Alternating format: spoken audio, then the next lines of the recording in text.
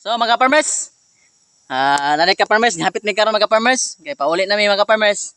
So nalit tay kuan ay luyang dilaw, munahing kanina luyang dilaw ang pangalan duwaw sa kuan pa mga kabisaya. Muna duwaw mga farmers. Duwaw ni siya. Pwede ang tambalan ni aruyoma, kidney, cancer, hubak, TB. Pwede na ingon nga kuan ni siya ka farmers nga kining dali ra mawala kundi imnon na siya mga farmers para makuan sa imong arayuma, arthritis, sakit sa ulo, sakit sa lawas. Imo ra ni sa ikapi mga farmers. Kini imong lagaon siya, imong kapihon, ibutang nimo ang humot man ni siya nya bugnaw. Ay na butang sukar mga farmers, kini di na siya butang sukar.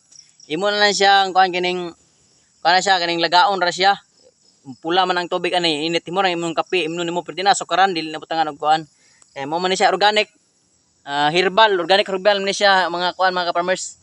Patambo kuan sa lawas kang pa tambal sa mga sakit-sakit ba pero di ingon nga mo ni active nga makuan gid sa imong mga kanang cancer nga lala na pero kini siya naman na siya kawala mo ni himong herbal na siya.